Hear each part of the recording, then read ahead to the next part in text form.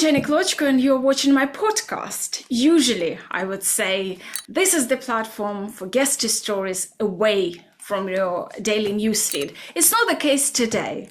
It's not because it's way too much going on, way too many interesting, I would say even yummy things, which we would like to discuss. So there are a lot of things you probably see or following in your newsfeed. We just add the most interesting or exciting or share our thoughts with you because it's something which will influence our lives. And it doesn't matter what country you live, whether you're part of EU or you're in Ukraine, where the missiles flying over your head, or in the UK, where it's nice and peaceful and rainy at the moment. Okay, my guest today, Arthur Snell. He's author, former British diplomat, and political commentator. So it's going to be very exciting today. Arthur, thank you for joining me today. And as we speak right now, last night, Vladimir Putin had his long, I would say, endless speech. And the most interesting thing wasn't his speech, which made me laugh a few times. It was his spokesperson who warned the whole world that this speech will shake the world. So what's your thoughts? Is the world shaken or stirred? Well, it's very interesting, isn't it? Because we were given to expect that this would be a speech that would go down in the history books. And let's be honest, it's a speech that really kind of contains nothing. I mean, it contains President Putin saying things he said before, accusing the West of being at war with him, accusing the Western countries of dangerous escalation, when, of course, the most dangerous escalation of all was the full-scale invasion of Ukraine. But the speech itself had really no insights, no big announcements, no statements that are particularly memorable. So it's hard to understand.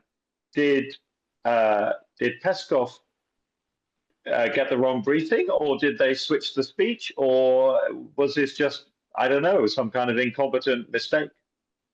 Also, as right now, you're in Ukraine. Yes. And obviously it feels different, isn't it? I'm in the UK, but I'm Ukrainian. So for me, it's like all this reference to the history or how Putin contradicts himself is making him a laughing stock. But how does it feel for you to listen to those words, being British in Ukraine right now, when Ukraine is heavily attacked by Russia almost every night?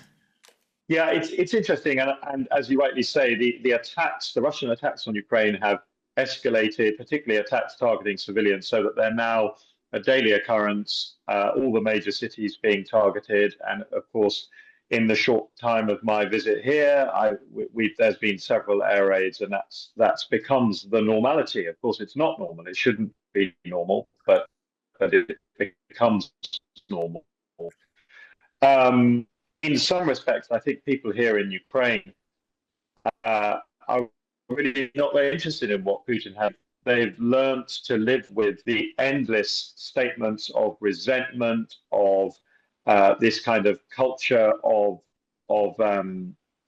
Russian superiority, that Russia feels that somehow it is superior to Ukraine, that Ukraine has no right to exist, of course, as an independent state, but also this kind of weird narrative where Russia portrays itself as a victim, whereas in fact it is, of course, the imperialist aggressor and always has been. And so there's this equation where if you had listened to Putin and you didn't know any other information, you would think, well, who is this poor guy? You know, he's had so much unfair targeting. Whereas, of course, as we know very well, that, you know, Russia has constantly shown aggression. Ukraine is the most extreme example, but many of its neighbors, Moldova just recently, Georgia, and of course in the internal republics, places such as Chechnya. So it's the classic doublespeak that we've come to know from Putin. How does it feel? You know, because Ukraine suffered and keeps suffering from imperialism. And I remember I was born in the 80s, so I don't remember Soviet Union, but I remember Russian chauvinism in the condition of sovereign Ukraine. So there's a lot of things, but when Deputy Prime Minister Sikorsky during UN Assembly, General Assembly in New York recently, he was addressing about Russian imperialism, that it shouldn't exist and shouldn't spread. And on the Russian side, they were blaming British for still remaining the empire and sort of claiming, like, if Brits can be the empire, why we can't be? Do you take it seriously, or you sort of like, what's your sentiments? What do you want to reply to them? And if you have any wish? Well, yeah, I mean, I think on the idea of imperialism, you can't take it seriously because Russia is a major land empire. If you look at the territory of the Russian Federation, it's an imperial territory, which of course expanded throughout the 18th and 19th centuries and into the 20th century. And of course, in the Soviet period, it was still effectively a Russian empire. It was led from Russia. The imperial capital was always in Moscow. And of course, as we know, even within the Russian Federation today, there are all manner of minorities and subnational groups that have had their own culture and independence crushed by Russia over the decades. Now, if you want to talk about the British Empire, of course, that's fine. You know, because we live in a democracy, there are many opportunities to do that. There are history books, there are studies, there are reevaluations, and I believe that's a good thing. But if you're trying to say that there's a British Empire today, well, there's a very tiny number of very small islands that by choice have elected to remain under the British umbrella because they're too small to be independent countries. So, I mean, I think, like, you know, Russia has occupied a fifth of Ukraine. Russia has occupied, is it a third of Georgia? Russia has occupied territories all over its periphery. Russia has soldiers in Transnistria, which is effectively occupying Moldovan sovereign territory. So this is a completely different scenario. It's not comparable in any way. And in particular, with the wars on Ukraine, first in 2014, the occupation of Crimea, and then 2022, there is nowhere in the world at the moment that has tried to take so much sovereign territory of another country. There is no current comparison of the scale of what Russia has done. You mentioned that sort of like there is no anything valuable in their speech politically. But as a diplomat, you know, diplomats, it's more important what they don't say rather than what they say. Or if they say, it's kind of like coding things. And have you noticed anything interesting in particular? Because last night, you know, after the speech, I was just checking different resources. And some experts were saying that in that speech, Putin was trying sort of to become friends with America and blaming for everything bad Europe. Did you sense something similar, or you've seen other senses, or it was any sense in that long speech? Well, I think that is one angle, because of course, if we look at what's happened in 2025, just this year, it's been a very turbulent year. We've had, obviously, Donald Trump comes to the presidency. We could have a debate about the full story of his relationship with Russia, but what is clear is that he is susceptible to Russian narratives, and he is often repeat those narratives. And of course, we've heard from Donald Trump many times the allegation, completely untrue, allegation started the war.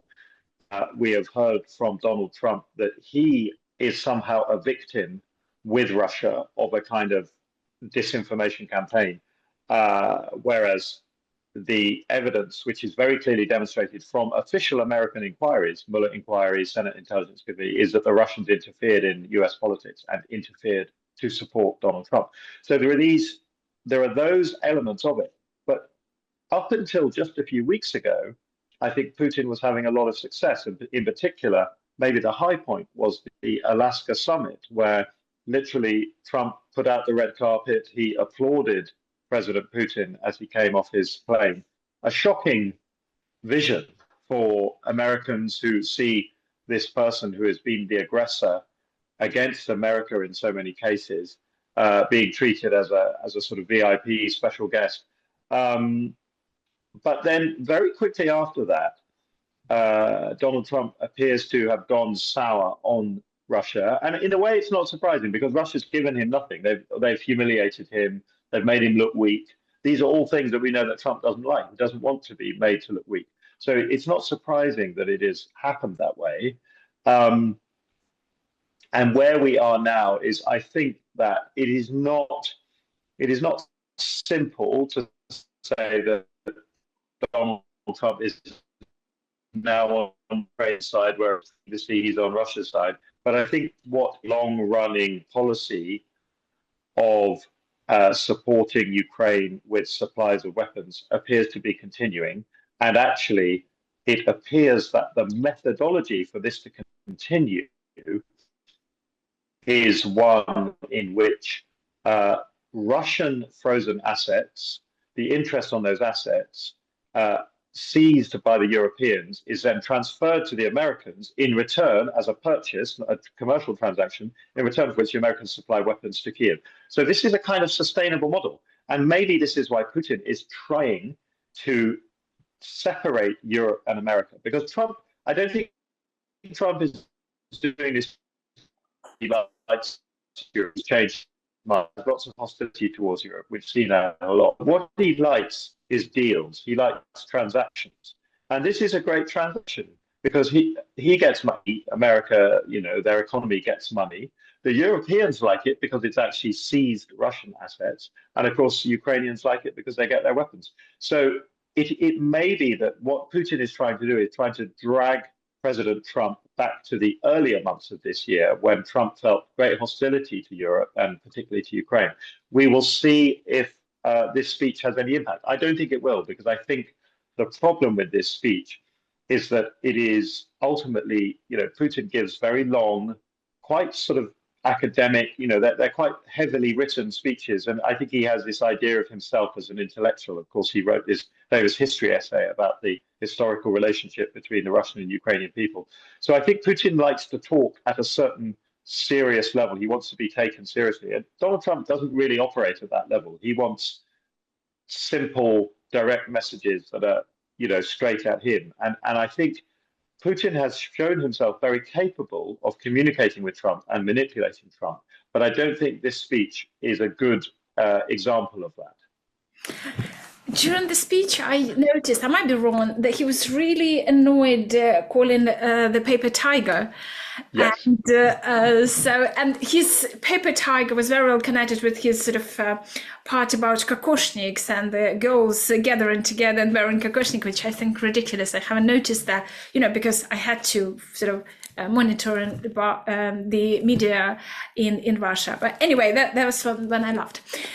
Do you know, when I was discussing the speech with my sources with intelligence, and apparently, I was recommended not taking serious this sort of discussion between Trump and Putin, what they're saying publicly, because it's not what's happening actually. Right now, since Trump's got the power, they have very good unofficial channel of communication, and this is where this is how they.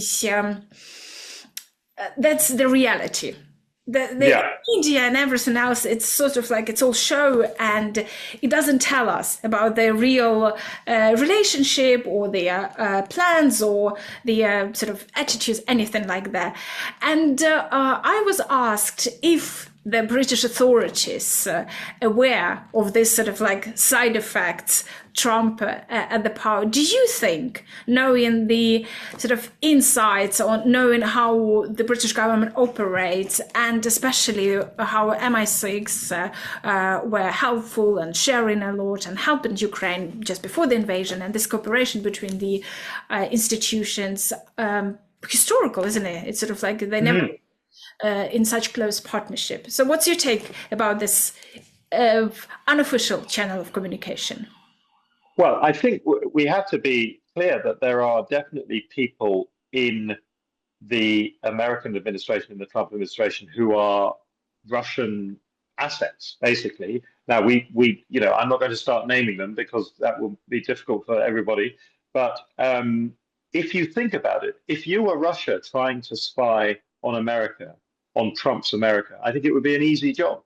You have a system which is built around it's built around money, it's built around deals, and it's built around an idea that none of the traditional alliances of America are still in operation.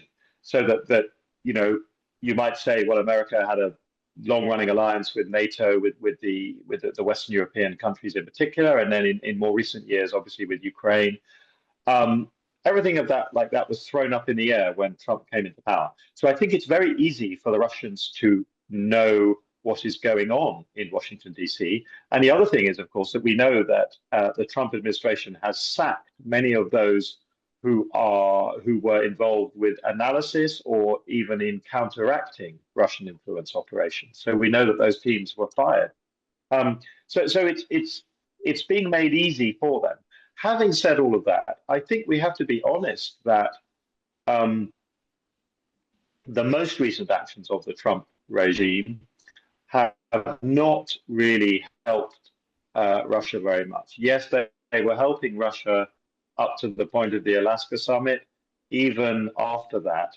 But actually, in the last couple of weeks, it's hard to see how Russia benefits from the current Trump approach. Now, the thing with Trump, of course, is that he's very unpredictable, he's very volatile. But one thing is worth noting, and here I am, as you mentioned, speaking to you from Ukraine, is that actually, with one exception, the supplies to Ukraine, military supplies to Ukraine from the United States have continued. That exception was, as far as we understand it, not a Trump order. It was an order from someone lower down in the Pentagon, probably this guy, Elbridge Colby, who is a kind of special advisor in the Pentagon, very focused on China policy and is quite hostile to Ukraine. But Trump himself has never actually ordered a halt to weapons supplies, arms supplies to the Ukrainians. So don't mistake, I'm not defending Trump. I'm not a Trump fan. But I think if we look at the evidence, it is the volatility that is for Trump is a mood. He's a guy. Everything is about his mood and his personal responses. But the underlying policies of the U.S. government have carried on in a relatively stable fashion. Sort of continuing this motion with Donald Trump. Diplomats are rarely, unless it's a UN assembly, and then this is the sort of like the fiery discussion starting, and they can sort of this competition who is master of the wording or blaming, this is where sort of like the real show starts. But usually diplomats sort of like very careful what they're saying, and it's so since Donald Trump got the power, I think all the classics or all the foundation of diplomacy just went to the bin, and it's kind of new page. And how does it feel for you? I mean, the whole world, I think they all sort of like really have immune system from these sensations every other day or every day, what Trump says, what he's going to do, or sort of like how he's going to change our lives. But for the diplomat and for this conversation and the shows we see, in the Oval Office, the first meeting with Zelensky, and when there was sort of like ambush, and after the Zelensky personal rating went up in the country, and lots of support around the world. Yeah. But it didn't help sort of like the communication between the two presidents. Anyway, now it's all good. So what do you think about this new page, new diplomatic dialogues? Well, I think that basically what we're seeing in the world is there is a constant and intense effort to manage Donald Trump. And in whatever setting it might be, whether it's the UN, the NATO summit, his visit to the United Kingdom, where of course he had a royal reception. All of these efforts are efforts to manage the fragile ego of an old man who behaves like a young boy.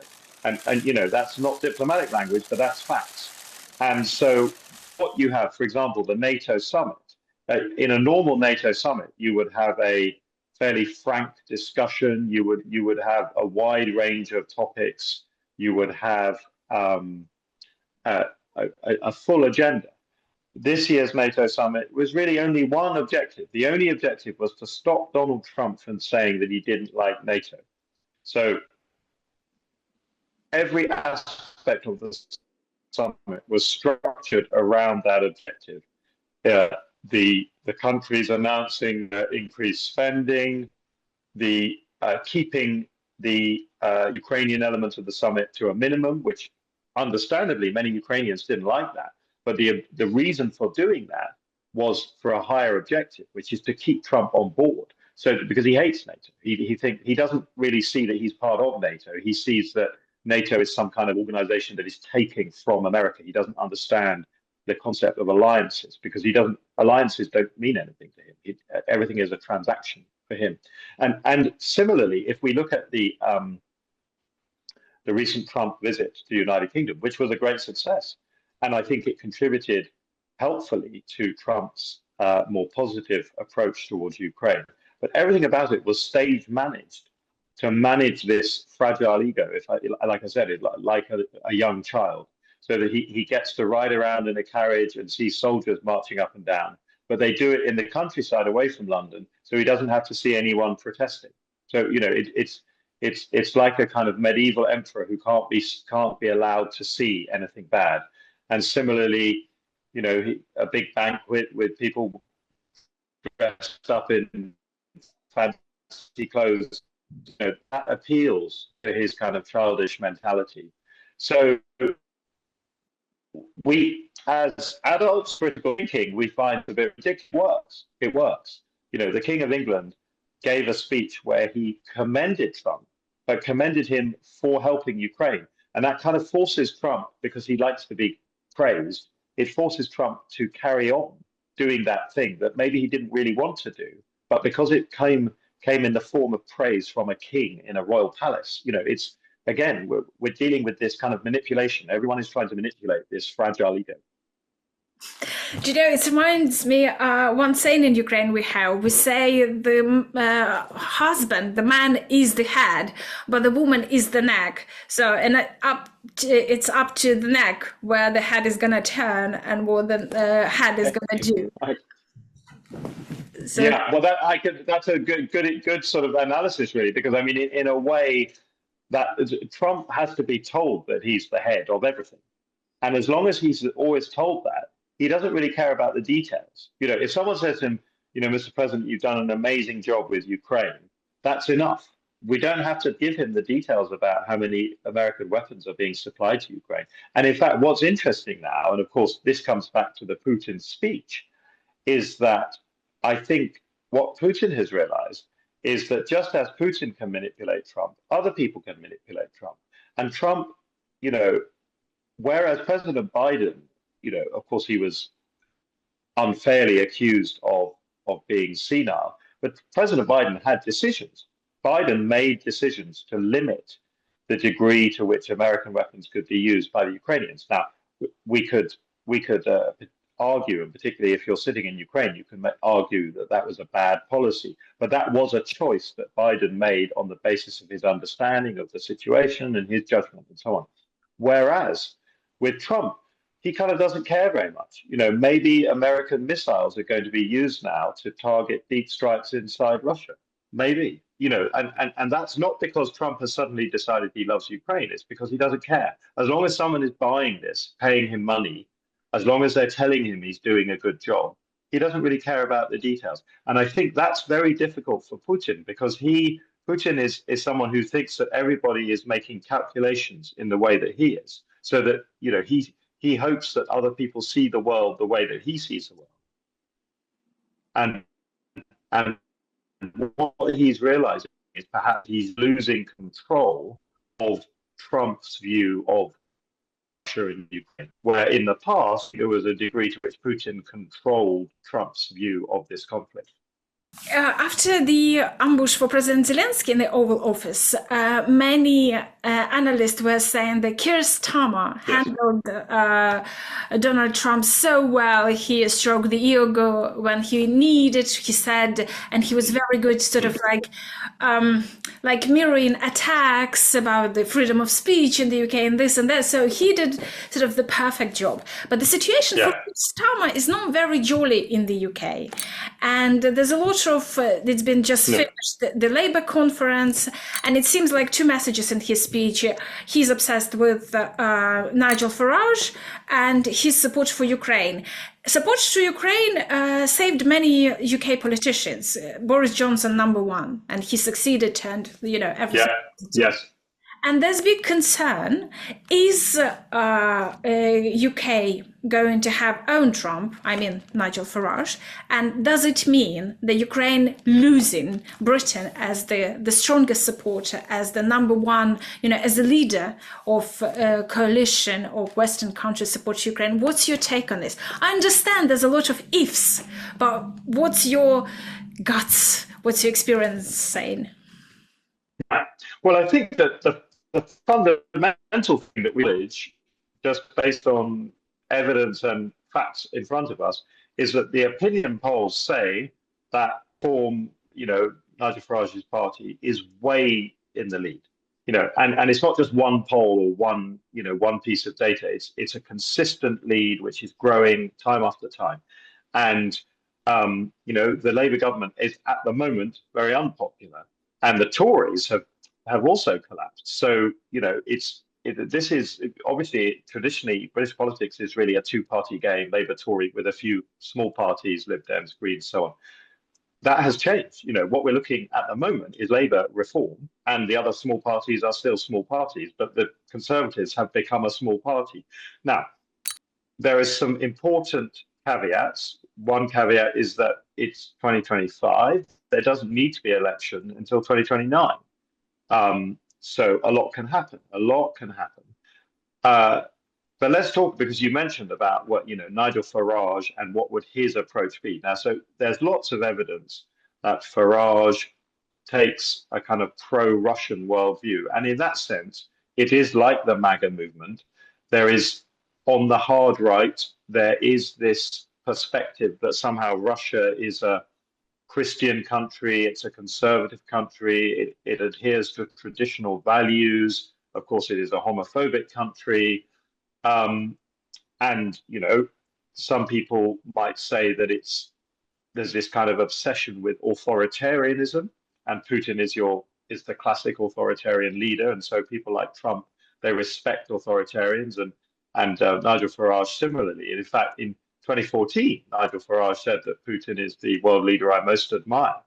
If we look more widely across Europe, of course, we see that the support by Russia for these hard right parties, whether it's the AfD, whether it's the Italian hard right, whether it's the French hard right, there's a lot of evidence of this. It's not unique to the US and the UK. That's all there. But as you rightly identified, Jenny, that the Ukraine has saved various British politicians, because in Britain, and this is something we can be proud of as British people, the average British person supports Ukraine because they see a simple question of right and wrong, of a country that was invaded, of a country that presents no threat. Ukraine is no threat to Russia. It's completely the reverse, that Russia is a threat to Ukraine and to its other neighbors. And so nobody looks at Russia and says, well, poor, they are the victims here, except for a very minority view on the hard right. So Nigel Farage has a problem that he may fundamentally believe that Russia is somehow a great country and we should work with Russia. But if he wants to win an election in the UK, he will have to distance himself from that opinion. So does that mean then that Prime Minister Farage would undermine the coalition of support for Ukraine? It's very hard to answer, I think, because it would be very unpopular. But on the other hand, once you are Prime Minister, let's assume that the polls continue in the same way. Once you're Prime Minister, of course, you do have the authority to change policies. And so it would certainly, I think it would be dangerous for Ukraine. but we as I say, the public opinion in the UK would not support that.